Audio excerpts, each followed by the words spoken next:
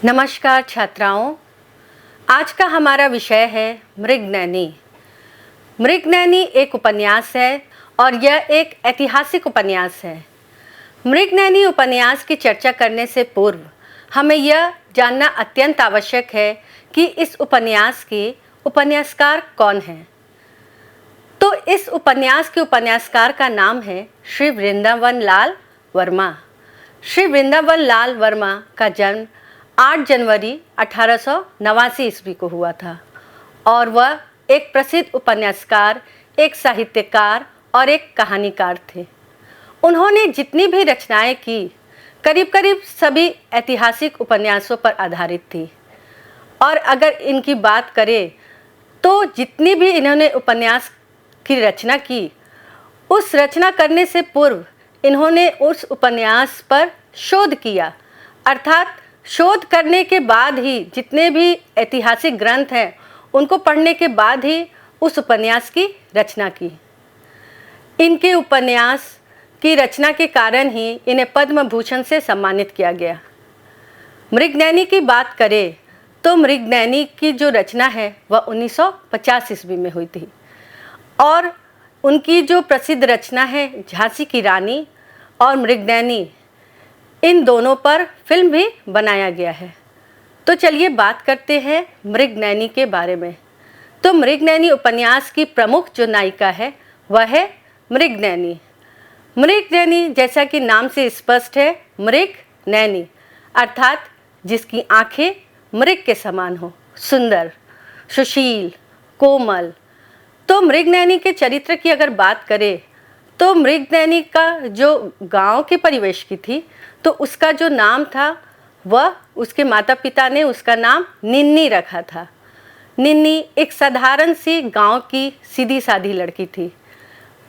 और इस उपन्यास के अंतर्गत हम देखते हैं कि किस प्रकार एक साधारण सी जो लड़की है निन्नी, वहाँ से लेकर के उसका सफ़र ग्वालियर की रानी बनने तक का है।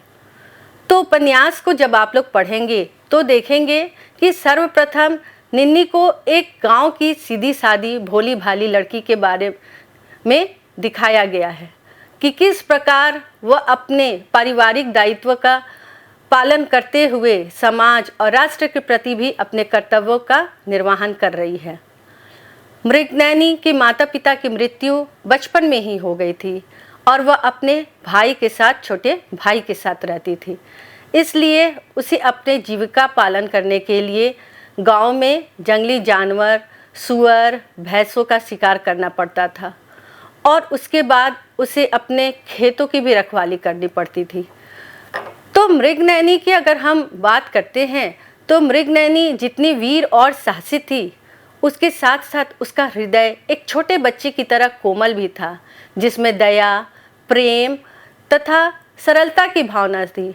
हमेशा वह दूसरों पर दया की भावना रखती थी। इसी कारण जब राजा मानसिंह उसने जब मृगनयनी के ये वीरता की बात सुनी तो उनका दिल मन ही मन उसे प्यार करने लगा और वह मृगनयनी से मिलने के लिए तड़प उठे। और इस प्रकार पुजारी के द्वारा उन्होंने संदेश भिजवाया कि वह राई गांव में आना चाहते हैं, क्योंकि राई गांव में वह सड़क निर्माण और मंदिर निर्माण कराना चाहते हैं। और साथ ही साथ उन्हें एक आशा भी थी कि कहीं वह राई गांव जाएंगे तो वहां उसे मृगनयनी मिल जाएगी और वह उससे अपनी दिल की बात कह सकेंगे, क्योंकि राजा मानसिंह उससे मन ही मन प्यार करने लगे थे। तो यहाँ हम देखते हैं कि मृगनयनी जब राजा आते हैं तो वो मन ही मन प्रसन्न होती है और उनका स्वागत करती है। और गांव में रहने के पश्चात वह राजा जो है मानसिंह तोमर, वह अपनी इच्छा प्रकट करता है मृगनयनी के साथ शिकार पर जाने के लिए। और शिकार पर जाने के पश्चात मृगनयनी वहाँ जंगली जानवर, भैंसों का शिकार करती है। और देखते हैं कि जब वह 2 हिरन का शिकार कर रही है, अर्थात नर हिरन और मादा हिरन, तो इन दोनों का जब वह शिकार करती है, उसी समय वह देखती है कि उन दोनों के साथ उसका 2 छोटे उसके हिरन के बच्चे भी हैं।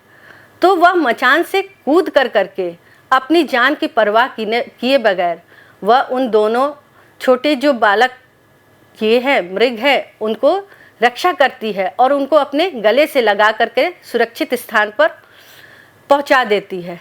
यह देख करके राजा मानसिंह तोमर आश्चर्यचकित हो जाता है कि अरे यह क्या, अभी कुछ देर पहले जो यह मृगनयनी अर्थात तिन्नी एक शूर की भांति निडर साहसी महिला के रूप में वो जंगली जानवरों का शिकार कर रही थी, तो ये एक सेकंड में इसका हृदय कितना कोमल एक बच्चे की तरह हो गया जो अपनी जान की परवाह किए बगैर उस बालक हिरन, उस नन्हे हिरन की रक्षा के लिए कूद पड़ती है।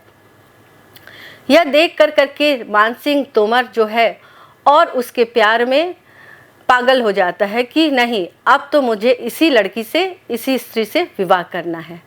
फिर आगे देखते हैं कि वह अपनी जो इच्छा है, वह अपने प्यार का जो इजहार है वह मृगनयनी को करता है और मृगनयनी भी विवाह के लिए तैयार हो जाती है।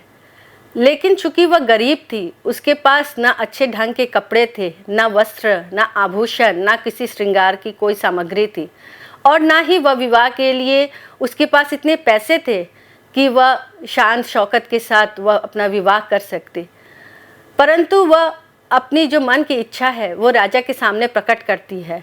वह कहती है कि राजा, मैं आपसे विवाह करूंगी, लेकिन मेरी कुछ शर्तें हैं।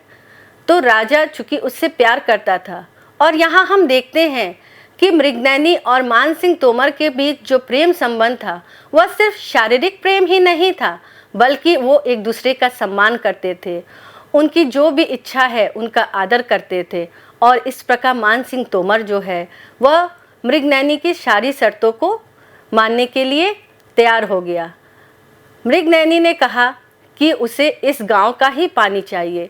इस प्रकार मानसिंह तोमर जो है उसने उसकी इच्छा पूरी की और राई गांव का पानी को ग्वालियर तक ले जाने के लिए वो नहर की व्यवस्था की।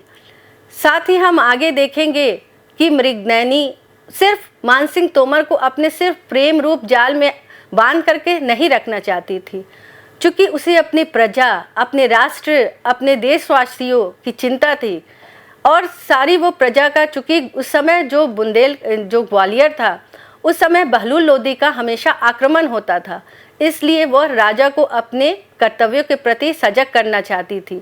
वह देख रही थी कि धीरे धीरे राजा उसके प्रेम जाल से निकल नहीं पा रहा है। दिन भर वह महल में चाहता था कि मृगनयनी के साथ समय बिताए, इसलिए मृगनयनी ने एक रास्ता निकाला और वह अपना समय नृत्य और गायन में व्यतीत करना प्रारंभ कर दी और राजा से यह कहा कि जिस समय मैं जा रही हूँ नृत्य करने के लिए, गाना सीखने के लिए, उस समय आप प्रजा के साथ जाइए, जा कर के राज दरबार में प्रजा का हालचाल पूछिए, प्रजा की जो भी समस्या है उसका समाधान करिए।